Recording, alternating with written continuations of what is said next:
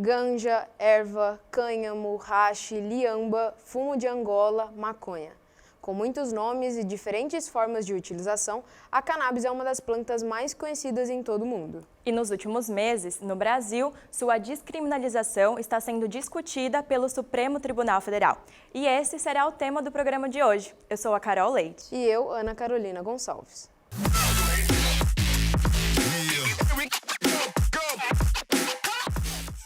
Em 2019, a revista Science Advances publicou um estudo que comprova a existência de vestígios de maconha queimada em cachimbos desenterrados em um cemitério no extremo oeste da China há mais de 2.500 anos. E ao longo de todo esse tempo, a cannabis já foi utilizada de maneira recreativa, medicinal, industrial e até mesmo de maneira ritual e religiosa. Existem divergências sobre como essa planta, que é uma nativa do continente asiático, chegou e se popularizou no Brasil.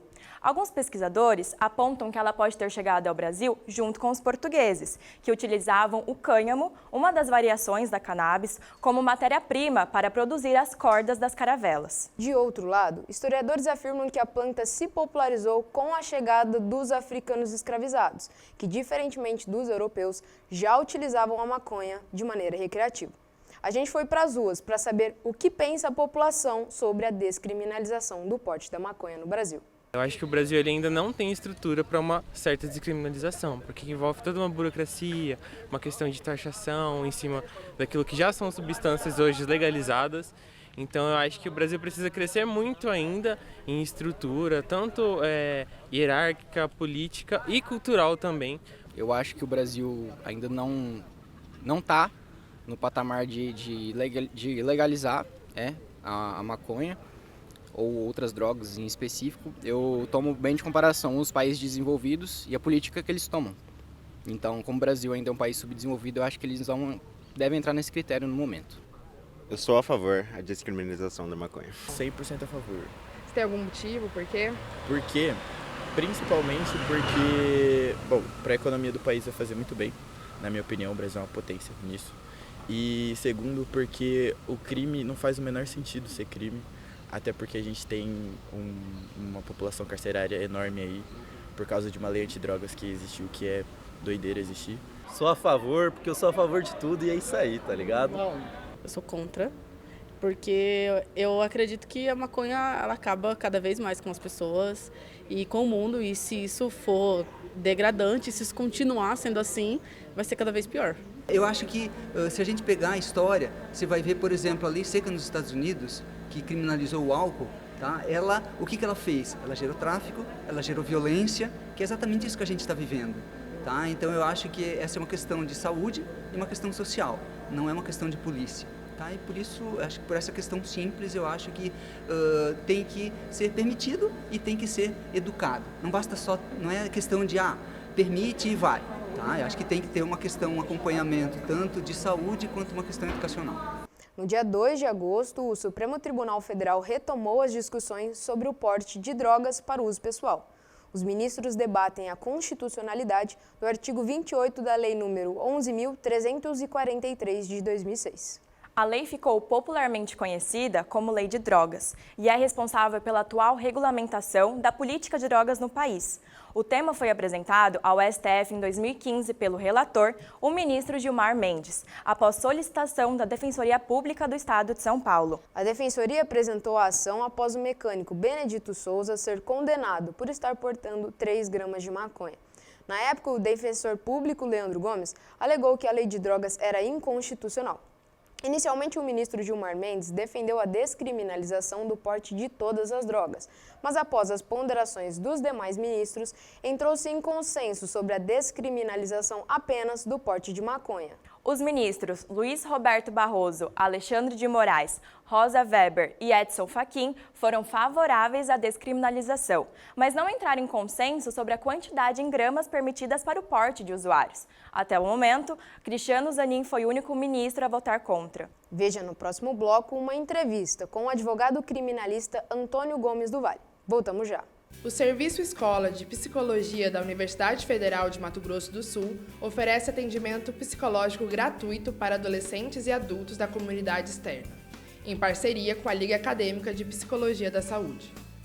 O horário de funcionamento é de segunda a quinta-feira, das 7h30 às 10h30 da manhã, e na sexta-feira, das 7h30 às 10h30 da manhã e de 1h30 às 4h30 da tarde.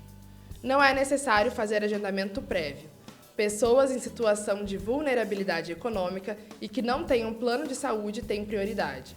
Basta comparecer ao local de atendimento com um documento de identificação. O plantão psicológico é realizado no Serviço Escola, que está localizado ao lado do Instituto Integrado em Saúde, no setor 2 da cidade universitária, com entrada pela Avenida Costa e Silva. Para mais informações, entre em contato pelo número 67 3345 7802. E para entendermos as implicações legais sobre esse assunto, convidamos o advogado criminalista Antônio Gomes do Vale. Seja bem-vindo, senhor Antônio. Obrigado pelo convite. Muito obrigado, senhor Antônio, pela presença. A gente quer agradecer pelo senhor estar aqui. E para começar a nossa conversa, a gente quer saber sobre o que está sendo discutido no Supremo Tribunal Federal. A gente sabe que tem uma votação acontecendo e a gente queria que o senhor pudesse explicar para a gente o que eles estão debatendo no momento. O que está se discutindo hoje no STF, inclusive a votação nesse momento está 5-1 para o sim, em referência ao artigo 28 da Lei 11.343 de 2006, a conhecida Lei de Drogas. No artigo 28 dessa lei, tem-se o consumo da droga para o consumo como pessoal, né, da droga. Nesse artigo, ele não distingue que droga que é. São as drogas ilícitas, né? E para chegar a esse tema, a esse julgamento, ele foi provocado pela Defensoria Pública de Diadema, São Paulo, e que discutiu a validade, ou não, a inconstitucionalidade do artigo 28 da Lei de Drogas. O artigo 28, ele trata de drogas em geral, como já falei, porém, esse julgamento ele afunilou para a questão da maconha, chamada maconha, né? E é esse tema que está sendo discutido, a descriminalização da maconha. E muitas pessoas têm dificuldade de entender a diferença entre descriminalizar a maconha e legalizar o uso dela. O senhor podia explicar para a gente qual que é essa diferença? Perfeito. A descriminalização, ele quer dizer o seguinte, que o indivíduo pode fazer uso do entorpecente, no caso da maconha, sem ser penalizado. Não é uma legalização aberta, mas ele pode fazer uso sem ser penalizado, sem ser criminalizado. Ao passo que a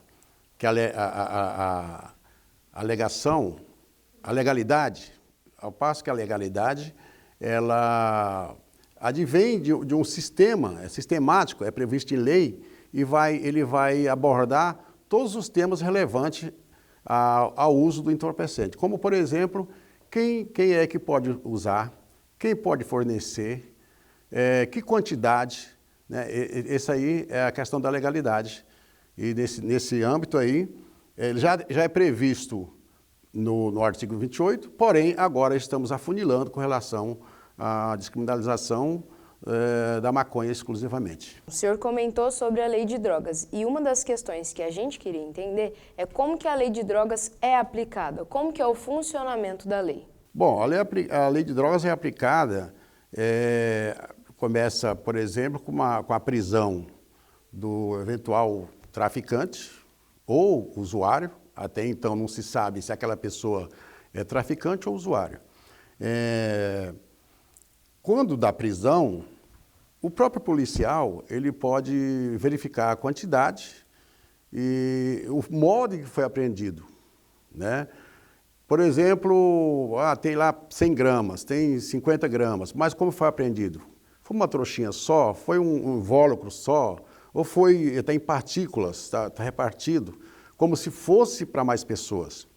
Se ela está repartida como se fosse para mais pessoas, e está, por exemplo, a pessoa que na hora é abordada, se tiver com dinheiro trocado no bolso, a polícia começa a entender que isso aí não é para uso pessoal, e sim para o tráfico.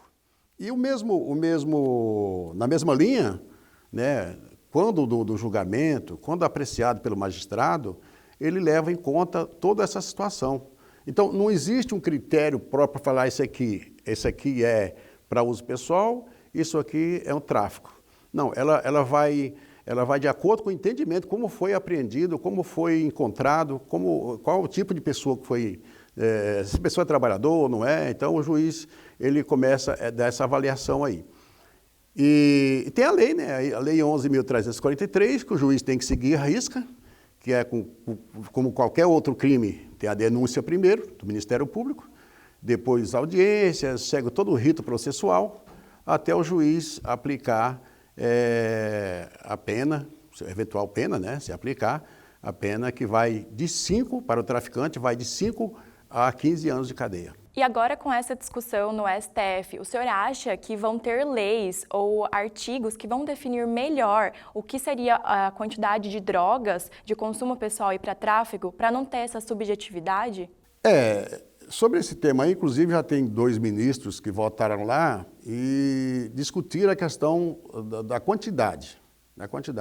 Agora, é preciso ter cuidado, porque olhando como cidadão, olhando como advogado, inclusive, que milita nessa área, ao mesmo tempo que o governo pretende, vamos dizer assim, abarcar, pretende minimizar o sofrimento de alguns jovens, né, hipoteticamente envolvidos com drogas, com uso de entorpecentes.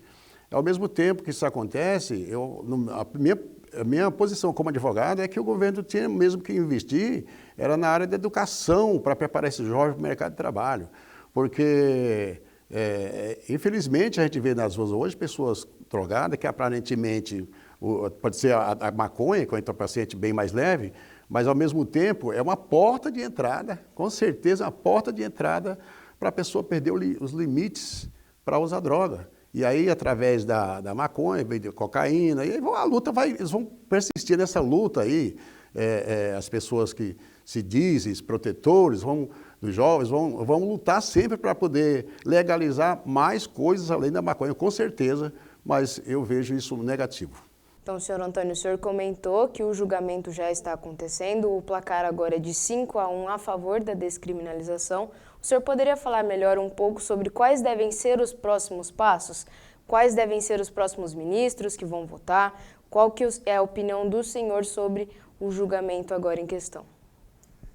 O julgamento está, digamos que esteja ocorrendo, né? Apenas foi pedido vistas pelo ministro André Mendonça, pelo prazo de 60 dias.